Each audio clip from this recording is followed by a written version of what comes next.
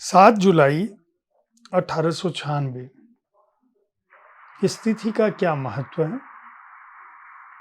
महत्व चाहे जो भी हो, मैं एक विज्ञापन की बात करूंगा जो एक बड़े अखबार में अंग्रेजी में छपा था, जिसका अर्थ ये था, सदी का चमत्कार, दुनिया का आश्चर्य, चलते फिरते चित्र की तस्वीर एक विशाल पर्दे पर लुमियर बंधुओं द्वारा।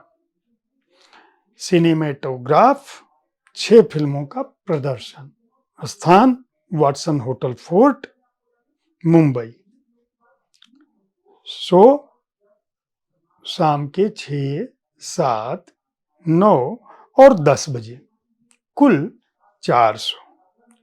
टिकट शुल्क 1 रुपया। 1 रुपये की कीमत 1896 में क्या थी, यह आज अगर आप किसी से पूछ कर देखेंगे तो पता चलेगा। नमस्कार, आप देख रहे हैं साहित्य तक के बुक कैफे का एक दिन एक किताब कार्यक्रम, और आज मैं हिंदुस्तानी साइलेंट सिनेमा इस पुस्तक के साथ उपस्थित हूं, जिसके लेखक हैं धर्मेंद्र नाथ ओझा। बिहार के सासाराम में जन्मे धर्मेंद्र नाथ ओझा ने दिल्ली विश्वविद्यालय से पढ़ाई लिखाई की। पिछले 2 दशक से अधिक समय से मुंबई के फिल्म और टेलीविज़न उद्योग से जुड़े हुए हैं। पटकथा लेखक के रूप में, निर्देशक के रूप में उनकी अपनी पहचान है। बहुत सारे धारावाहिकों के लिए काम कर चुके हैं। लगातार फिल्म निर्देशक के रूप में भी उन्होंने कुछ फिल्में बनाई हैं। यह पुस्तक दरअसल भारतीय सिनेमा की विकास यात्रा से इतर, जो उसका पूर्ववर्ती काल था, उसकी बात करती है। इनका कहना है कि दरअसल साइलेंट सिनेमा पर, यानी भारतीय मूक सिनेमा पर, उस समय जब सिनेमा के पर्दे पर केवल तस्वीरें चलती थी, कोई अलग से पुस्तक हिंदी में नहीं है। भारत में सिनेमा फ्रांस से कैसे आया? पहले दिन से सिनेमा एक व्यवसाय के रूप में उसकी अपनी क्या अहमियत थी? किस तरह से सिनेमा ने भारत की संस्कृति को एक स्वरूप दिया, एक समाज को तैयार किया? वह कौन सा दौर था जब सिनेमा में महिला किरदार को निभाने के लिए कोई लड़की तैयार नहीं होती थी? एक समय ऐसा भी था कि कोई भी माँ अपने बच्चे को पर्दे पर भी मरते हुए देखने को तैयार नहीं थी। कोई लड़की सिनेमा में काम करने लगी और वह शादी भी कर ले और तलाक भी ले ले और विधवा भी हो जाए, इस बात के लिए कोई माँ तैयार नहीं होती थी। परिवार तैयार नहीं होता था। सिनेमा को सिखाने के लिए कोई स्कूल नहीं था। लेकिन सिनेमा का निर्माण हमेशा ही एक बहुत ही महंगा सौदा था। आज भी वह महंगा व्यवसाय है और चुनौती भी उसमें उतनी ही अधिक। इतने महंगे व्यवसाय में पढ़े लिखे लोग शुरुआती दौर में काम नहीं कर रहे थे, और पढ़े लिखे अगर काम कर रहे थे, सिनेमा बना भी रहे थे, तो जो तकनीक वाले लोग थे, जो कैमरे के पीछे के लोग थे, वह प्रशिक्षित नहीं थे, बल्कि अप्रशिक्षित। स्थिति यह थी कि भारत में जब सिनेमा की शुरुआत हुई, मुख्य सिनेमा की जिसकी मैं बात कर रहा हूँ, तो सती सावित्री फिल्म की शूटिंग हुई उस जमाने में, और शूटिंग के बाद उसकी रील जो है धुलाई के लिए, उस समय रील भारत में नहीं धुलती थी। यह रीलों वाला ज़माना है। जिन लोगों ने श्वेत श्याम सिनेमा को देखा होगा, यानी काले सफ़ेद सिनेमा को पर्दे पर, उनको पता होगा पुराने ज़माने में रीलें चलती थी, बड़े बड़े बक्सों में भर के आती थी। तो आप नई पीढ़ी के लिए यह आश्चर्यजनक बात होगी, लेकिन पुरानी पीढ़ी के लोगों को यह पता होगा। तो सती सावित्री फिल्म की शूटिंग के बाद उसकी रील जब धुलने लंदन गई तो पता चला कि रील जो है पूरी तरह से कोरी ही है, कुछ भी शूट ही नहीं हुआ है।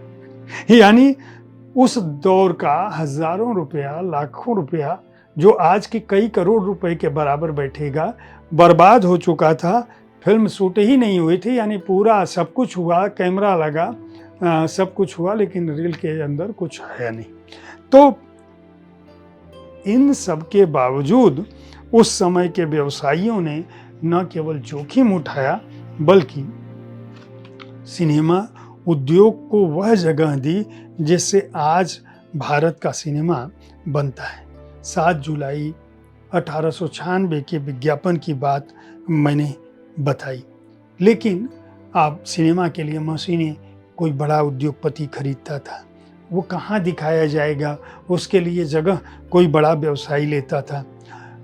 भारतीय स्त्रियां तैयार नहीं हुई तो शुरुआत में पहले पुरुषों ने स्त्रियों का काम किया, उसके बाद एंग्लो इंडियन महिलाएं स्त्री के रूप में काम करना शुरू की। जब फिल्में बनने लगी तो पौराणिक विषयों को क्यों उठाया गया, उस दौरान किस तरह से अलग अलग जमात के लोग, हमारे जो फिल्मकारों की दृष्टि है, उनका जो संघर्ष है, जो उनका प्रयोग है, जो तकनीक के पीछे काम है, उस पर यह फिल्म दरअसल मूक सिनेमा के बहाने भारतीय सिनेमा की समस्त यात्रा की बात करती है। किस तरह से लोकेशन तय होती थी, किस तरह से बैकग्राउंड तैयार होता था, किस तरह से वस्त्र की बात हुई, किस तरह से वेशभूषा की बात हुई, किस तरह से छवियों की बात हुई, यहाँ तक कि पौराणिक आख्यानों के लिए किस तरह से राजा रवि वर्मा की पेंटिंग्स का सहारा लिया गया, किस तरह से द्रौपदी, सावित्री, भारत माता, नल दमयंती, सीता वनवास, द्रौपदी वस्त्रहरण, शकुंतला, विश्वामित्र, मेनका, शांतनु, गंगा, अर्जुन, सुभद्रा, शैलेंद्री, हरिश्चंद्र, तारामती, कृष्णजन्म, इस तरह की फिल्में मूक सिनेमा के दौर में बनी और जिन्होंने एक समय कायम किया जिसके चलते आज भारत का सिनेमा इस रूप में आकार ले सका है। इस पुस्तक में दरअसल बहुत बड़े अध्याय हैं जिसकी शुरुआत सिनेमा की पहले गवाह मुंबई शहर और वाटसन होटल लुमियर बंद से होती है। वाटसन होटल में जो फिल्मों का प्रदर्शन हुआ है, उसके बाद सावे दादा, एफ.बी. थानावाला, मुंबई के प्रेक्षागृह का विलय सिनेमा थिएटर में उसकी बात हुई है, स्टार थिएटर कलकत्ता की बात होती है। उसके बाद हीरालाल सेन, पहला भारतीय फिल्मकार होने का दावा इतिहास बनते बनते रह गया। उसके बाद दादा साहब फाल्के की बात करते हैं। दरअसल जो पहला भारतीय फिल्मकार होने का जो दावा है वह दरअसल एक बड़ी घटना से जुड़ा हुआ है। ये आरजी तोरडे पर आधारित है कि दरअसल जो पहली फिल्म थी, माना यह गया है कि अली बाबा 40 चोर को कुछ लोग हिंदुस्तान की पहली मूक फिल्म मानते हैं। ये 1903 में फिल्म आई गई थी। अब ये दरअसल 1.5 घंटे का एक नाटक था और उस नाटक को बाद में लोगों ने कहा कि भाई इसी को फिल्माया गया है, इसलिए इसका कोई महत्व नहीं है। बाद के दिनों में मतलब इस नाटक से भी पहले पुंडलिक जो श्रीपद संगीत मंडली है, उसने एक अंग्रेज को सहारा लेकर कैमरे का संचालन करवाया और एक कंपनी बनाकर कोशिश की कि स्वतंत्र फिल्में बन सकें। सुशीला और मजहर खान जो बाद में सिंदबाद खलासी की भूमिका में आए। दरअसल एक ही कहानी पर मूक फिल्म बनी, बाद में चलता फिरता सिनेमा पहले बना, उसके बाद फिर बोलने वाला सिनेमा बना, फिर उसके बाद आधुनिक सिनेमा बना, फिर रंगीन सिनेमा बना। यानी कुछ कहानियाँ ऐसी हैं जो कालजयी रही हैं। उसकी भी बात ये पुस्तक करती है। प्रभात फिल्म कंपनी की क्या है, भारत के अलग अलग शहरों की क्या भूमिका है, व्यवसायियों की क्या भूमिका है, उद्योगपतियों की क्या भूमिका है, कलाकारों की क्या भूमिका है, विज्ञापन और प्रचार का क्या महत्व है, पुराने ज़माने में किस तरह से बंगाली लोगों ने किस तरह से भारतीय सिनेमा को गढ़ा, किस तरह से नाटककारों ने अपनी भूमिका अदा की, दक्षिण के सिनेमा का अपना क्या महत्व रहा है और पूरे देश में किस तरह से सिनेमा बढ़ रहा था और उस दौरान क्या कुछ कानून बन रहा था। सिनेमा पर सरकार की नज़र कैसे थी और किस तरह से यह एक ही साथ में घाटे का सौदा भी था और फायदे का भी सौदा था।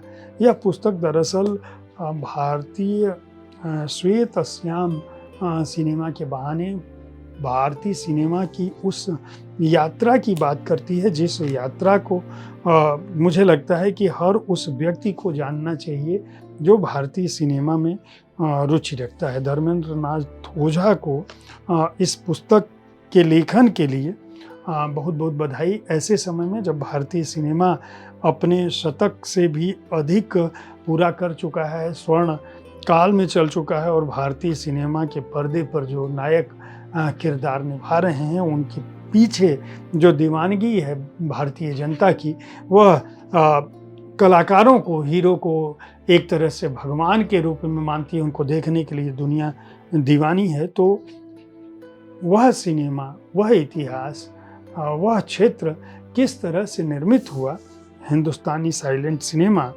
पुस्तक जो है इस पर भी रोशनी डालती है, प्रकाश डालती है और उसको समझने में, उस समूचे दौर को समझने में मदद करती है। वाणी प्रकाशन ने इस पुस्तक को प्रकाशित किया है। इसकी पृष्ठ संख्या है 344 और मूल्य है 500 रुपये। उम्मीद है साहित्य तक का यह एपिसोड आपको पसंद आया होगा। इस कार्यक्रम में आप किस तरह की पुस्तकों की चर्चा चाहते हैं, उसके बारे में अपनी राय से अवश्य अवगत कराते रहें। हमारी कोशिश है कि विविध विधाओं की पुस्तकों के साथ मैं आपके पास हर दिन पहुंचूं, ताकि आप उन पुस्तकों का चुनाव कर सकें जिन्हें आप पढ़ना चाहते हैं। कल ठीक इसी समय ऐसी ही किसी एक कृति के साथ फिर मिलूंगा। देखते रहिए साहित्य तक। धन्यवाद।